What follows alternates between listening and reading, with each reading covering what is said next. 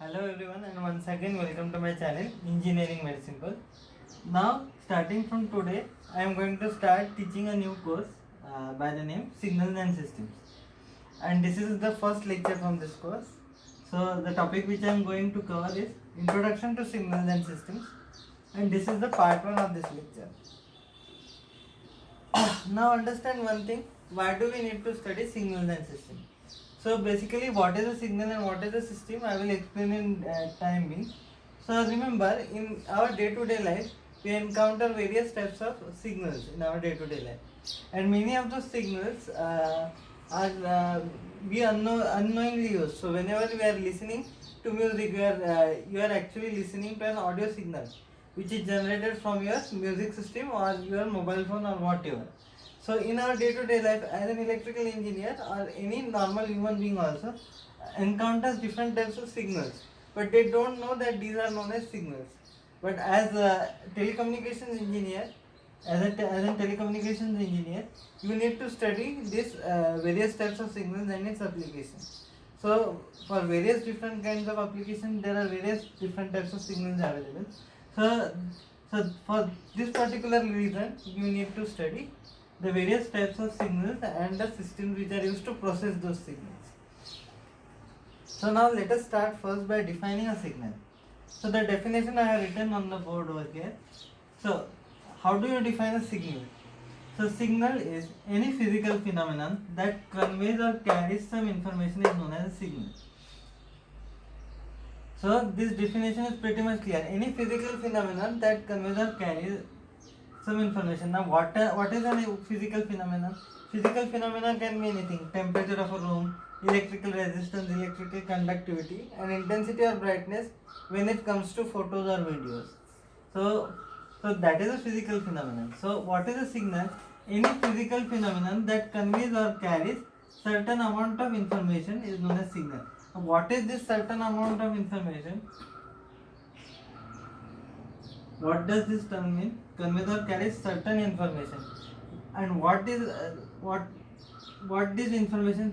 This information is nothing but how this physical phenomenon varies with respect to the independent variable that is conveyed by this.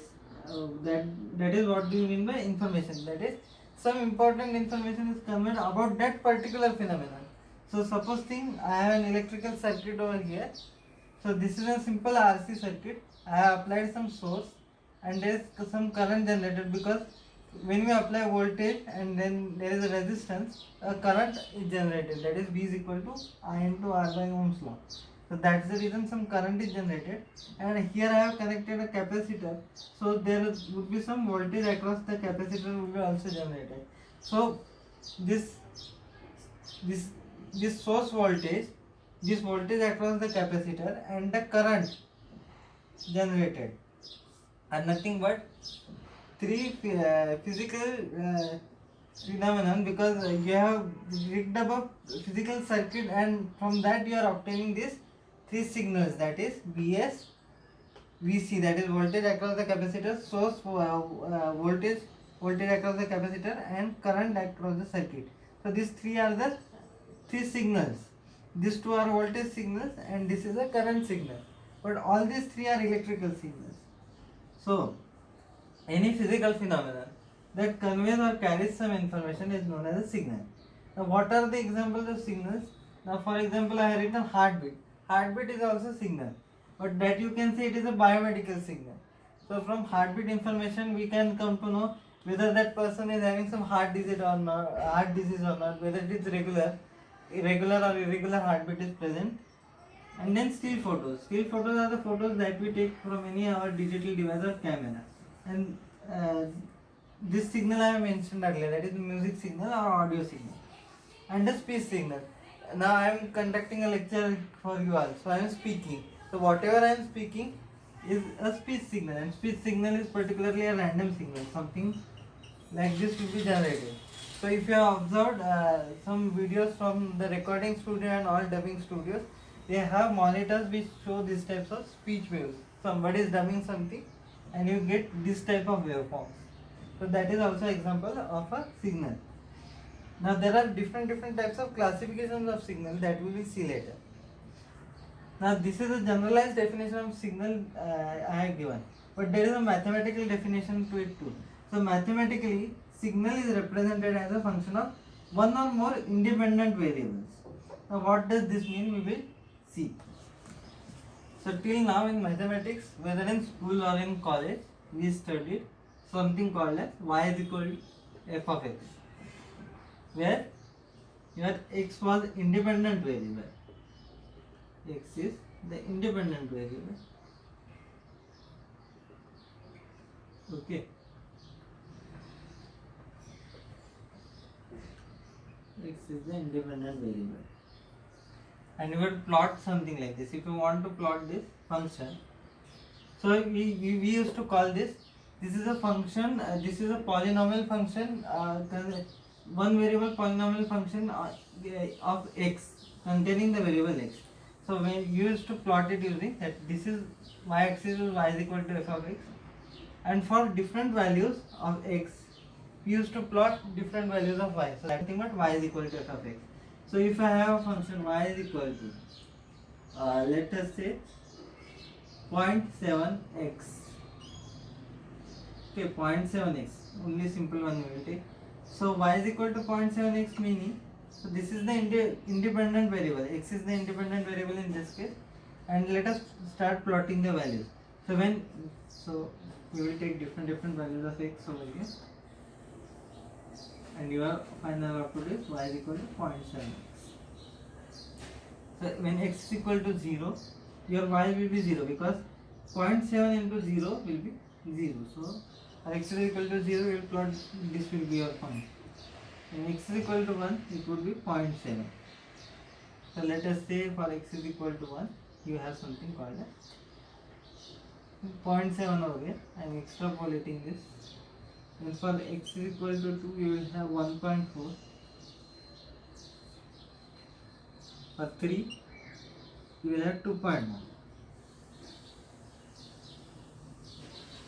So as it is of the form y is equal to mx, so that's the reason it will be straight line passing through origin. So this function will continue for different values of x.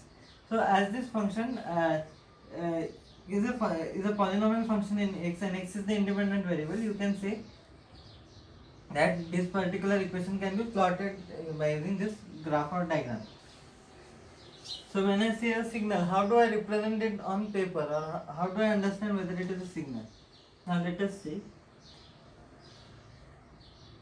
x of t is a continuous time signal, CT signal. This you will understand in timing. Having independent variable t. T stands for time. Okay.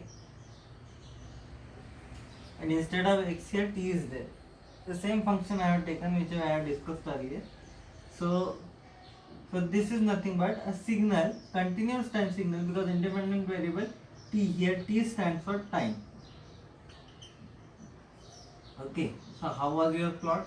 This was 0.0, this was for 1, this is for 0.7, again 1.4, 2, 3, and so on. But this time this is a time axis, because independent variable in this case is time. So we can say this is our continuous time signal, equation representing continuous time signal. So as you can say, you can mathematically define as signal is represented as a function of one or more independent variables. Now in this case we have only one independent variable, so in this case our signal is a function of only one independent variable.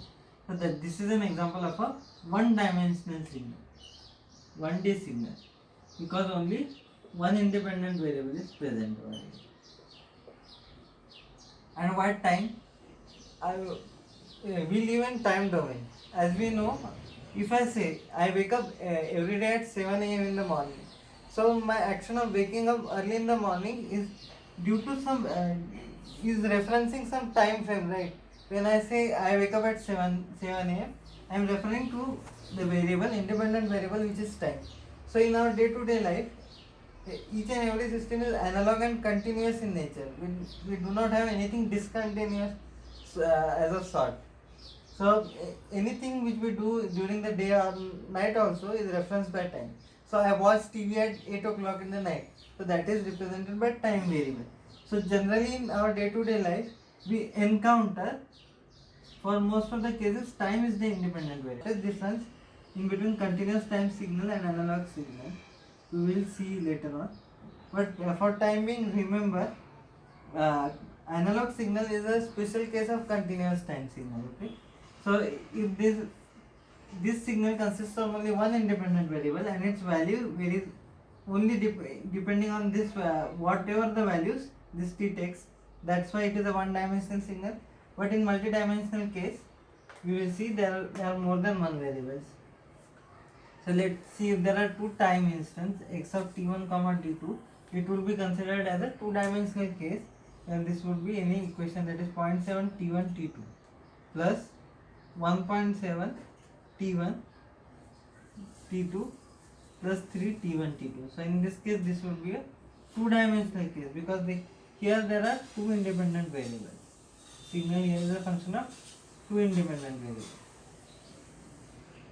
and those two independent variables are time instants t1 and t2. Okay.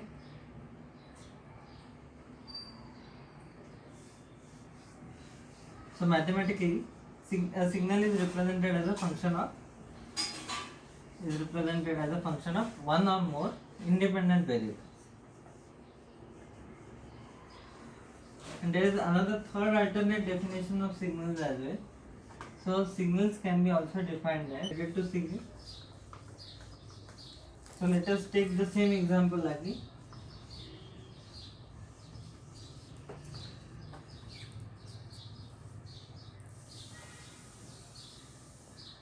X of t is equal to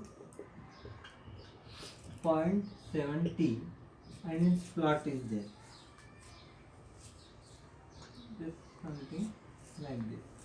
X of t is equal to 0.7 t. Here time is there. 1, 2, 3. Okay. Let's say this is 0.7, 1.4. This is 2.1. Okay. So as you know, the what is the amplitude of the signal? Amplitude or magnitude of the signal is nothing but the value of the signal for various instances of your independent variable. So 0.7, 1.4 and 2.1 are all these three values are nothing but the amplitude of the signal. Amplitude of the signal. And the sketch or plot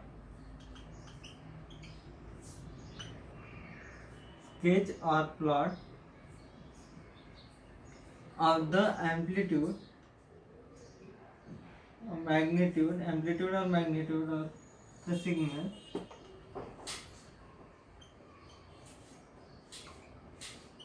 is known as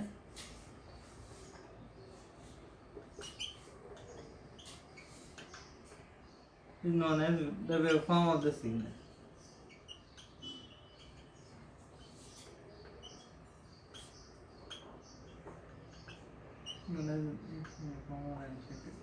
Is known as the waveform of the signal.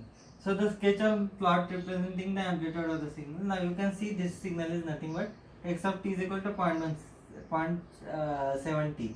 So now when we substitute for different values of t, we get the amplitude, that is 0.7, 1.4, 2.1, and in the next step we will get 2.8. And the plot representing these amplitude values, that is the sketch or plot of the amplitude values of the signal, is known as the waveform of the signal. So this is nothing but signal waveform. So this is your signal function or signal function or continuous time signals mathematical representation. This is nothing but your signal function, and this is its waveform representation. So this is these two were the most important terminologies when it comes to signals. So till now in signals we know it is a function of one or more independent variables, and the value of the signal at the various if it takes different values it takes for independent variables, The value of the signal at different values of the independent variable is known as its amplitude, and the sketch or plot of the amplitude of the signal or magnitude of the signal is known as the waveform of the signal. So now classification of signals. Now classification of signals is based on different parameters. So first parameter is depending upon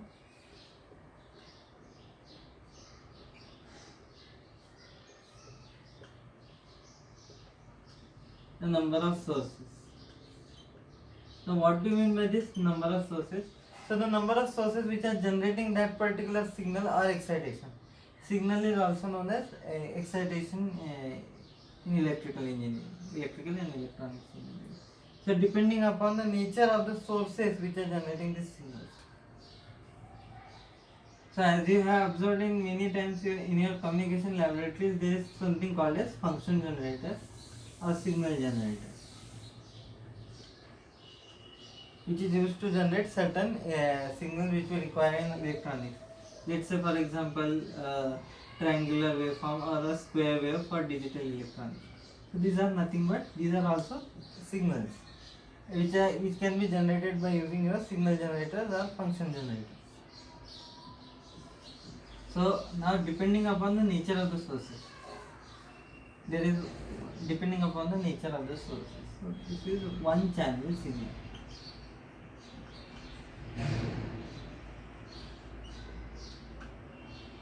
Now what is the meaning of this one channel signal? Is nothing but the signal which is generated by a single source. Generated by a single source or sensor. Single source or sensor. The signal which is produced by a single sensor or a signal source which is the signal generator and so on. So what is the example of one channel signal? What do you mean one channel signal? The example is record of room temperature,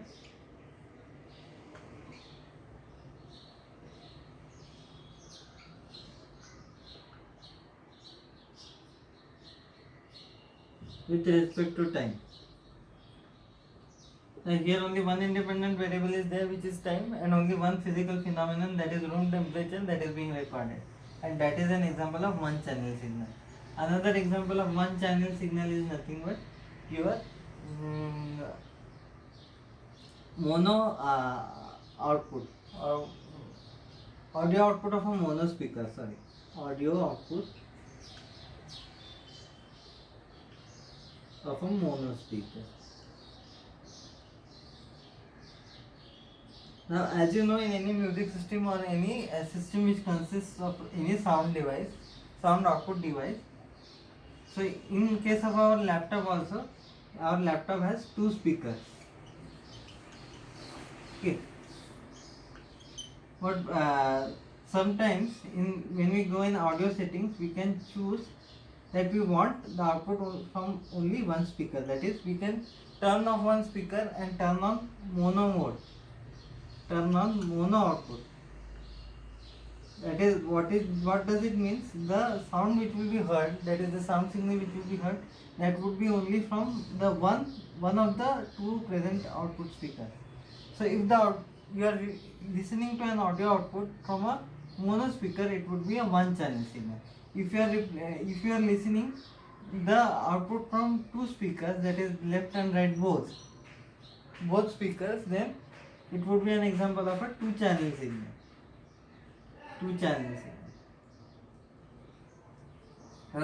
First classification depending on the number of sources is one channel signal, and another is multi-dimensional signal. Multi-channel signal, not multi-dimensional, multi-channel signal. So what is an example of a multi-channel signal? Your electrocardiogram, ECG, because ECG is taken at different parts of the body. So there are different sources. So that's the reason it is a multi-channel signal. And second example which I had told you earlier, if it is an audio output from a dual speaker, that means it is a two-channel signal. That means it is also a multi-channel signal, because the number of sources from which it is generated are two. from two sources this signal is generated. So it is an example of multi channel signals. So this was the first of the classification, that is depending upon the number of sources. Now the second important classification is on the basis of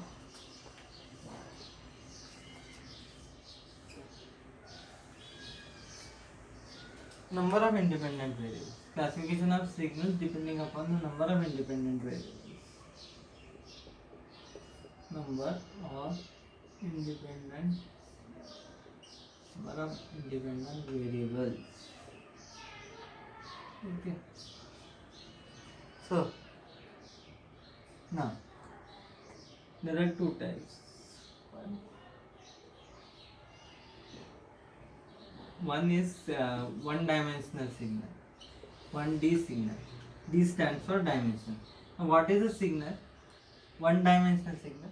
A one-dimensional signal is a signal which is a function of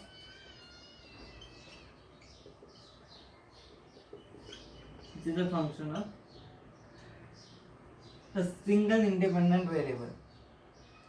Function of a single independent variable.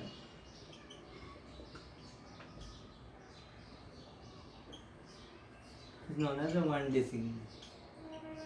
For example, you write x of t is equal to 0.7t.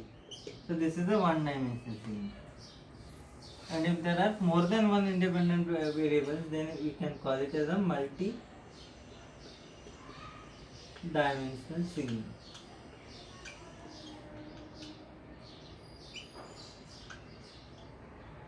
So if a signal is a function of more than one independent or two or more independent, so signal which is a function of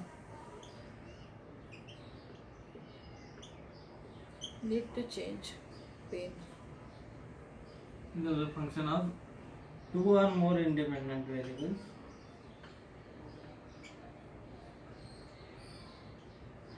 Two or more independent variables, then it is a multi-dimensional signal. Now, what are the examples of multi-dimensional signal? So, as everybody knows, what is a motion picture? So, anything which we see on television or any video is a motion picture. So, for example, what is a multi-dimensional signal? If we observe the motion picture of a black and white television, picture output of a black and white television. So it is a function of three things. The motion picture output is a function of three things. That is, brightness or intensity or brightness of the motion picture is a function of three things. That is spatial coordinates x, y, and independent variable time t. So in this case, the motion picture of a black and white TV is represented as a function of three independent variables. That is x, y, and t. So that's why it classifies as a 3D signal, and in turn it gets classified as a multi-dimensional signal because there are three dimensions, x, y, and there is a third independent variable, that is t. And second example of your multi-dimensional signal is nothing but your intensity or brightness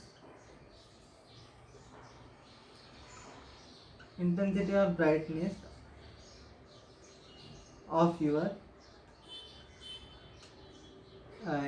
digital image or still photo. That is represented as brightness or intensity is represented as a function of spatial coordinates x and y. So x and y are two independent variables, so it is a two-dimensional signal, and hence it classifies as a multi-dimensional signal. So now the third important criteria for classification of signals is depending upon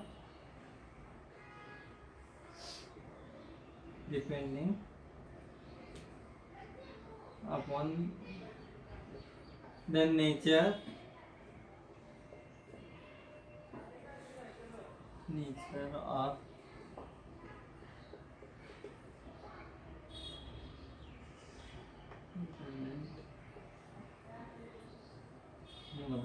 of independent variable.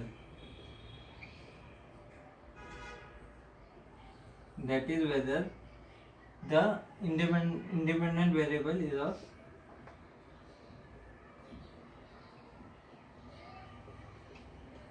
of continuous type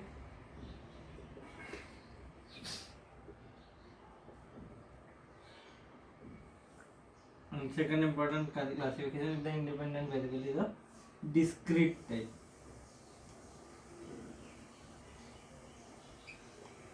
आणि शेवटी लगेच पुसू नकोस.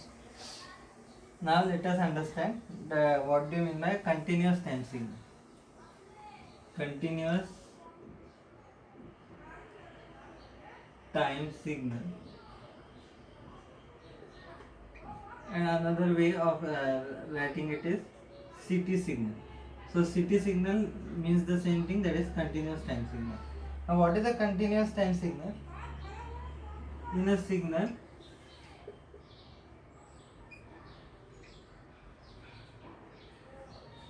if time is present, time is independent variable, present as an independent variable.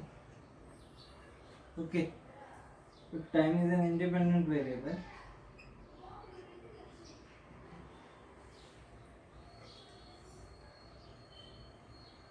and if the signal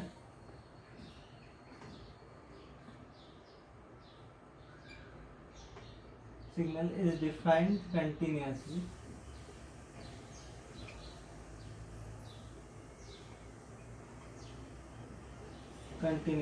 for various values of time, for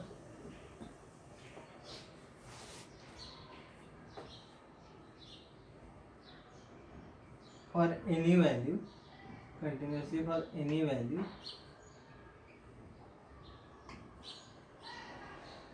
of independent variable t.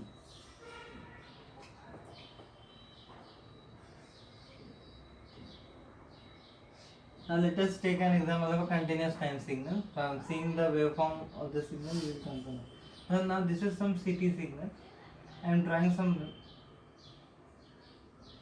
Now let's go by the definition. This is x of t, that is continuous time signal.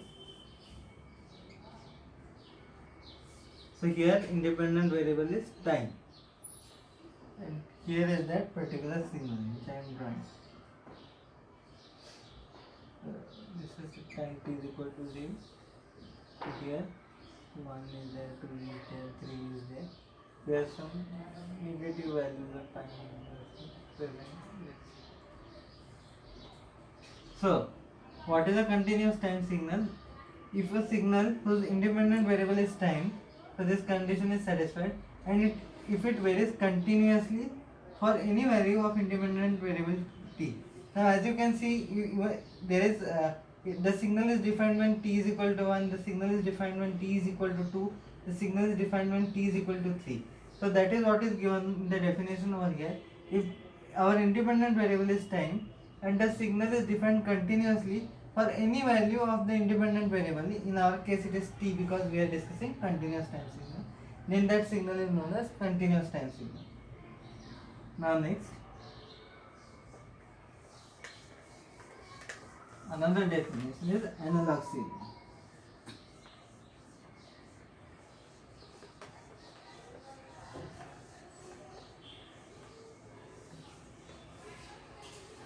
Another definition which we see is that of analog signal.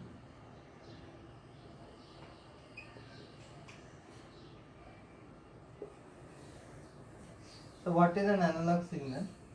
Analog signal, we can say it is a special case of CT signal. Special case of CT signal meaning continuous time signal.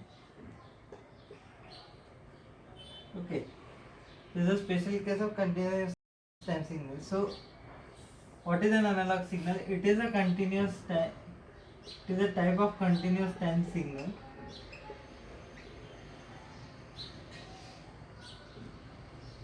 if it can take any value in the continuous interval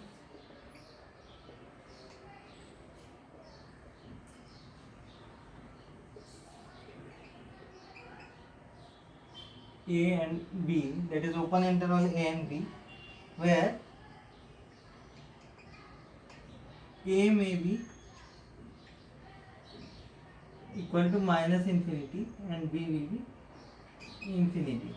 So as you can see, this particular analog signal is defined for all the values of, or varies for all the values of independent variable, that is ranging from minus infinity to plus infinity. Then that type of continuous time signal is known as an analog signal. Now the second type of signal, which is known as discrete time signal. So the second type of signal, if the nature of the independent variable is of discrete type, or if the independent variable is of discrete type, a discrete time signal is also known as DT signal. So now let us define it. So now here in this case it is also independent variable is time, because that name only indicates that is discrete time signal, meaning the independent variable in this case is also is time. But let us see what its definition states to us. So in a signal with time as an independent variable,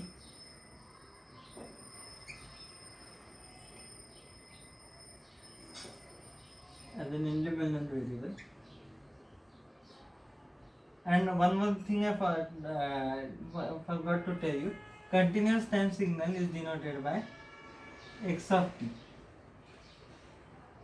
So anything with t in bracket is a continuous time signal. So x of t, remember this.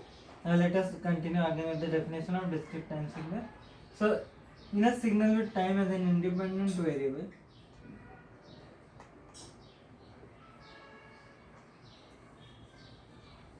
if the signal is defined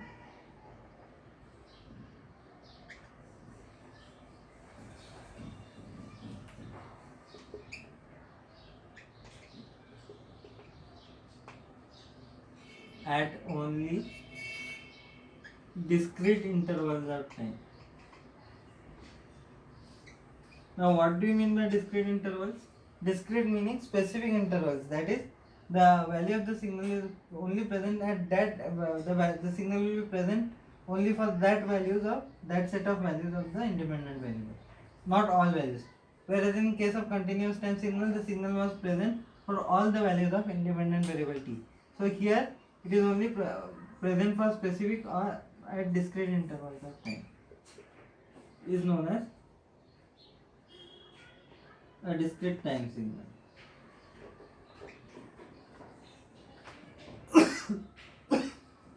Another discrete time signal, and it is denoted as x of n, where this n are the number of discrete intervals.